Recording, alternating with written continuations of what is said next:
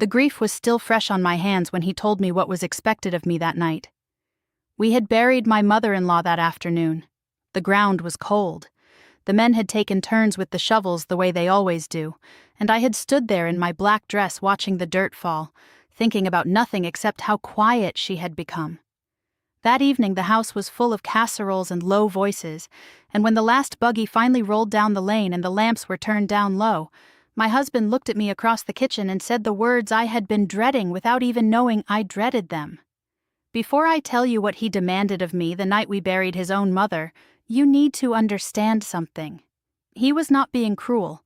He believed with his whole heart that he was doing exactly what God required of him. And that is the part that still keeps me awake at night all these years later. My name is Martha. I grew up Old Order Amish in Lancaster County, Pennsylvania, and now I share the stories we were never allowed to speak out loud. This channel, behind everything you think you know about plain life, is where I finally say the things my community would have shunned me for whispering. If you want to hear the truths that stay hidden behind the prayer cap, subscribe and tap that like button, and tell me in the comments where you are watching from right now. I read every single one, and I want to know who is out there listening tonight. Now let me explain what you just heard, because I know how it sounds to an outside ear. When a death happens in an Amish community, everything moves according to a rhythm that has nothing to do with your grief and everything to do with duty. The body is washed and dressed by the family, usually the women, and I was one of them. We laid Fanny out on the cooling board in the front room ourselves. There is no funeral home that comes to take your dead away. You keep them.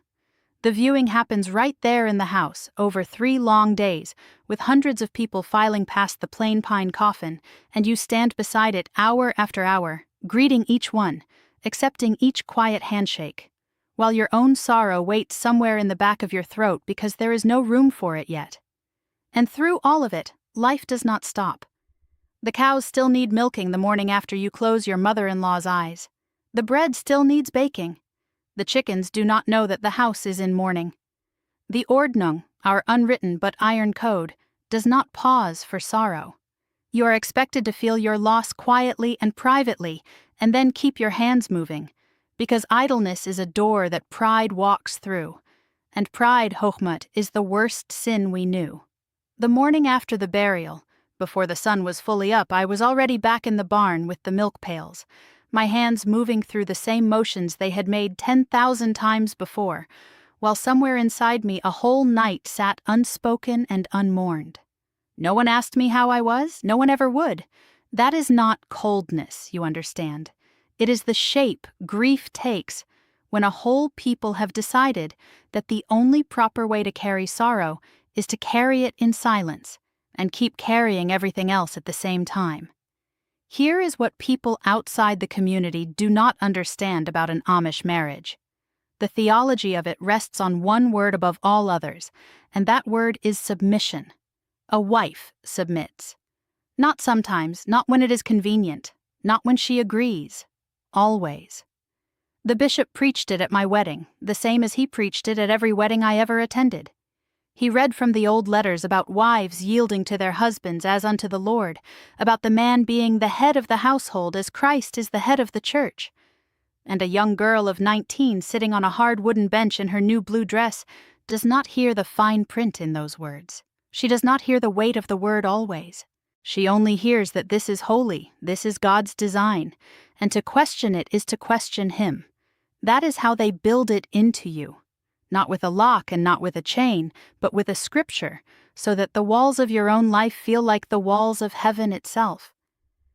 I married Amos when I was 19. He was 24, steady, hard-working, a man who could fix anything with an engine or a hoof and never say more than 10 words doing it. Our courtship had been gentle.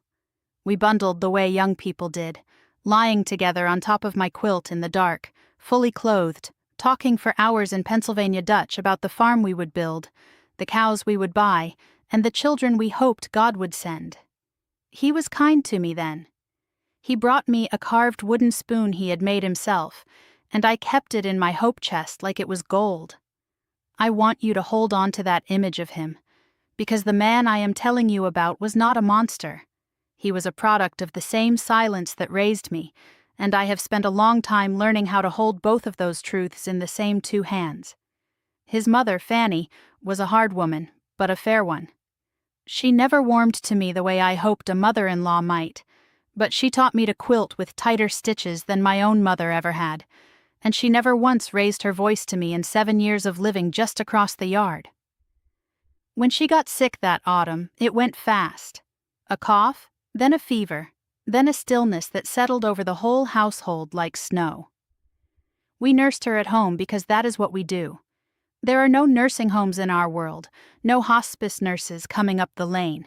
The family carries the dying the same way it carries the newborn, with its own 2 hands, through every long night. I sat with her the last 3 of them. Toward the end she took my hand and called me by her own daughter's name, and I did not correct her.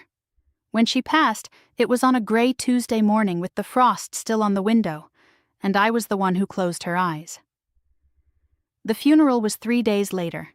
Nearly 400 people came from 3 church districts, filling the barn and spilling out into the yard.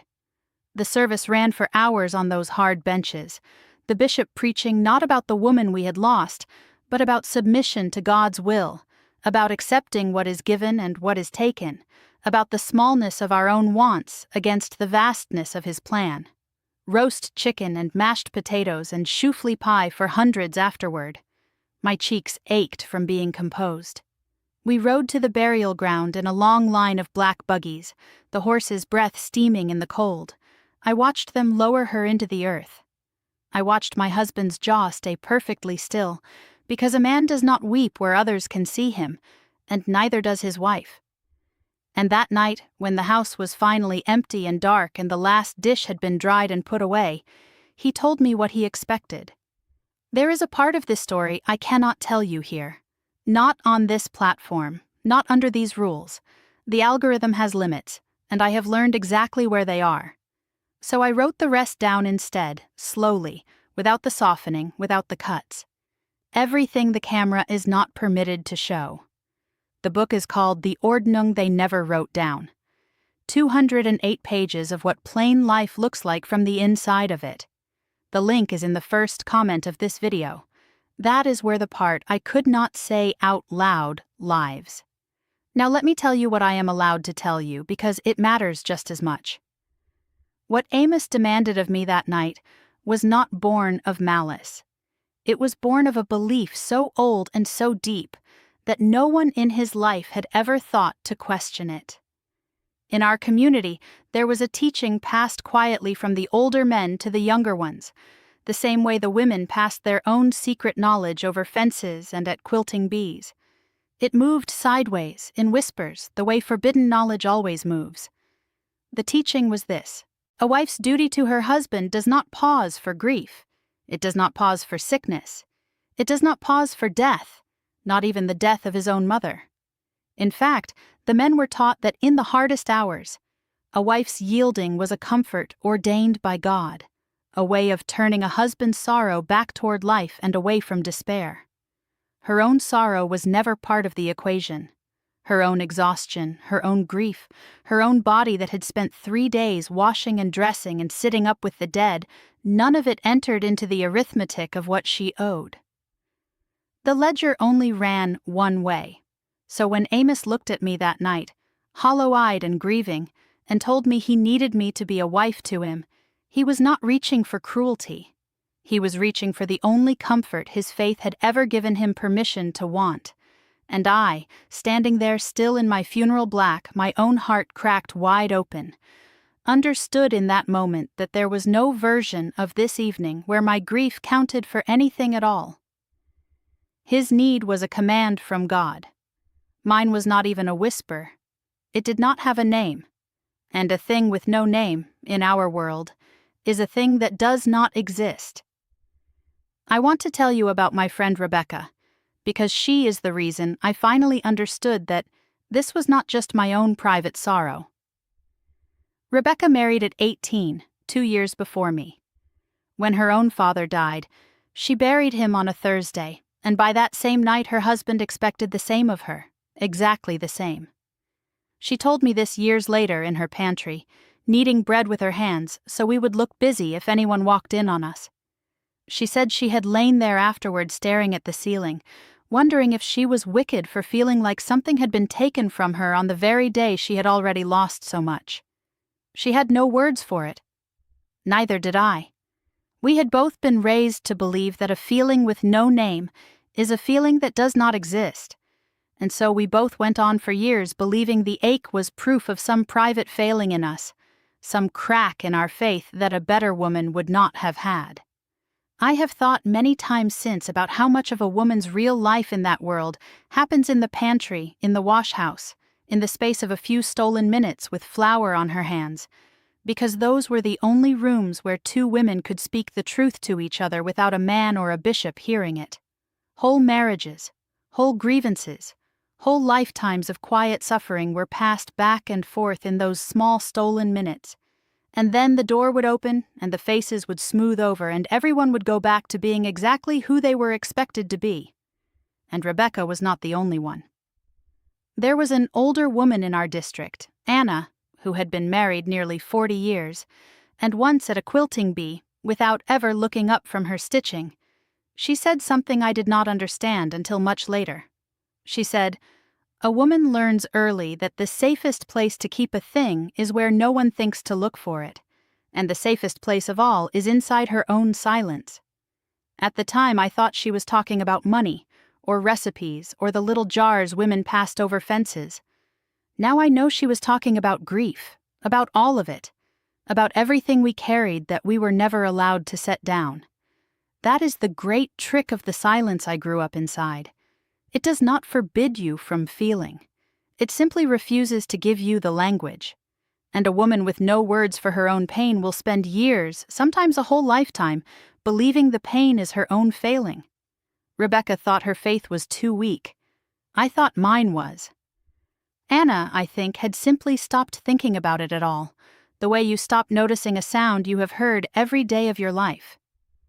Neither of us understood that the problem was never our faith. The problem was a system that had decided, generations before we were born, that a woman's inner life was the one thing not worth protecting. Amish was not a talker. Most of the men in our world are not. But some weeks after the funeral, I did something I had never done before in 7 years of marriage. I told him. We were sitting at the kitchen table after supper, the lamp between us throwing long shadows the way it does, the clock ticking on the wall, and I said the words I had rehearsed for days, and they still came out crooked.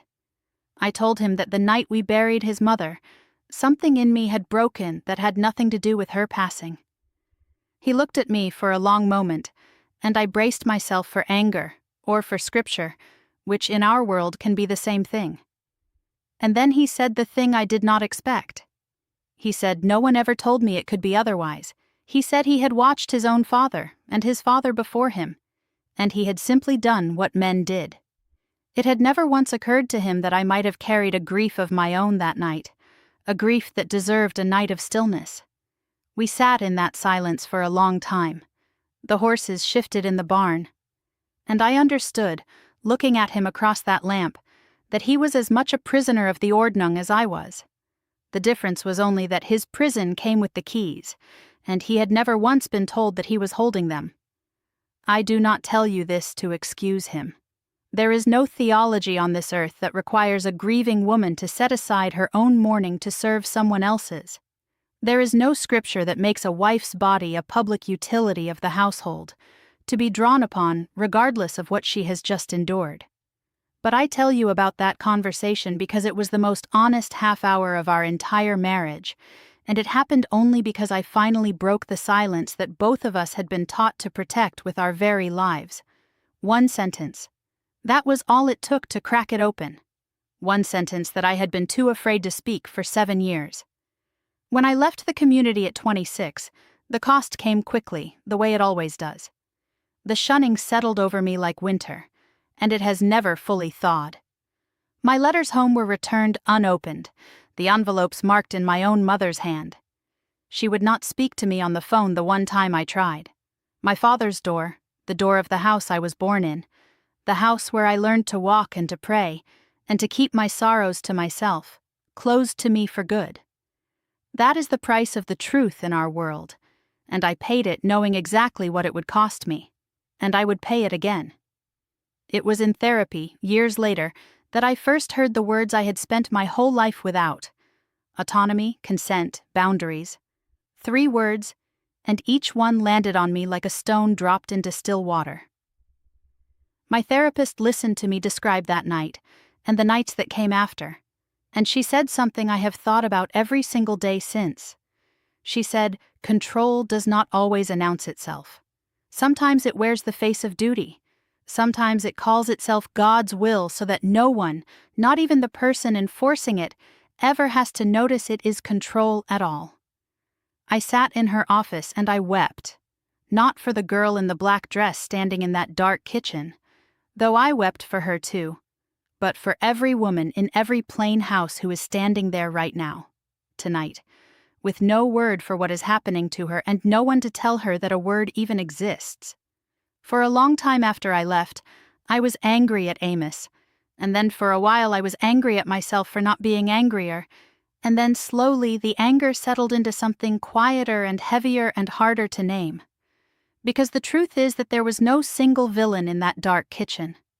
There was a boy who had been handed a set of rules he never chose, and a girl who had been handed a silence she never chose, and a scripture that had been bent over centuries into a shape that served everyone in the household except the woman holding it all together. I still have that carved wooden spoon.